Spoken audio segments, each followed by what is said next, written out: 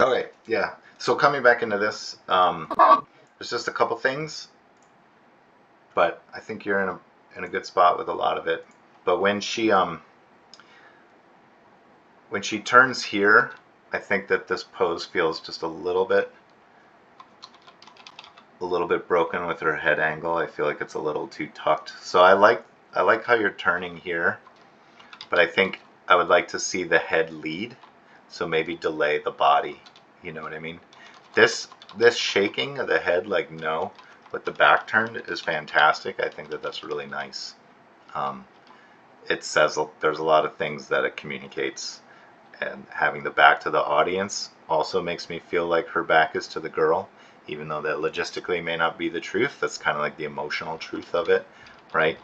So I think having her head start to like rotate before her body, kind of like, you know, we can even give like, once we get into the face more, we can give like a little micro expression of like, I'm fucking pissed off about this, kind of. So have our lead with the head, have the body follow. You know, I like here in your reference how the comic book drops and comes back up. So that might be a nice thing to incorporate here. I feel like it feels very natural and authentic to kind of get the comic book down here, and then that gives you more contrast when you want to raise it up here. You know what I mean? I think get the comic book constrained in there. Maybe that's not your final comic book rig. It's just a placeholder, but it still might be a good idea to get it constrained in there so we can see like how these poses are going to resolve. You know, because it's kind of hard to evaluate some of these poses without the actual shapes, at least like a hint of the shape in there.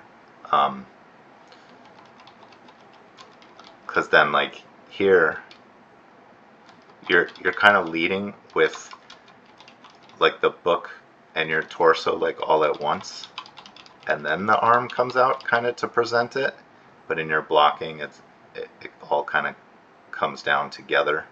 So maybe that would be a nice little thing to represent here, that she doesn't come down so fast, you know, like here she's already like down. So I don't know, those poses feel like important poses to me to get sketched in. I'm sure it was just a matter of time. There's a lot of work here, so I'm not like criticizing that at all. Just making some suggestions of like maybe the next areas to like focus on. And then here when she goes back, I'm starting to lean a little bit more into like go back more, because like here you can see how in your reference like you're really back with your rib cage. You know what I'm saying? Like you're really taken aback. And so if we can push that pose here, that would be great. You know, even if you're gonna plan, like I said, you can either go back or come forward. Even if you're planning on going forward again, this does give you like a really nice contrasty place to go forward from, right? So the more we can like push that kind of rotation back, and it also makes her taller when she does that, which again is kind of emphasizing her physicality, and maybe kind of unconsciously, subconsciously using that as kind of like a way to say, I have the power in this relationship. Like, don't forget that I'm the adult, I'm fully grown, I'm big, you're just a kid. All of those things kind of communicate, you know? And I like here what you're doing with this hand, because like you don't have that anticipation in your reference, but I think it's a smart choice to put it in here as kind of like bigger. But it's kind of lost that gesture of putting the hand to the head, to the chest, sorry, because so much like the torso is rotating at the same time that gesture happens.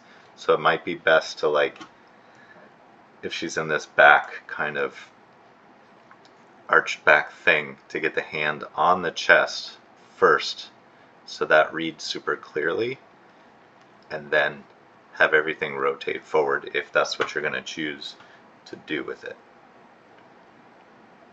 And then also I want to make sure that her head poses and everything feels like she's super engaging with the kid. You know what I mean?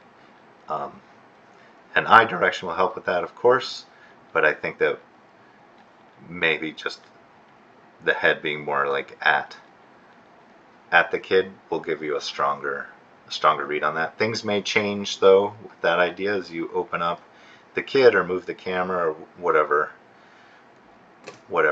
if you like that note about not looking at her back all the time. But yeah, I think that's probably enough.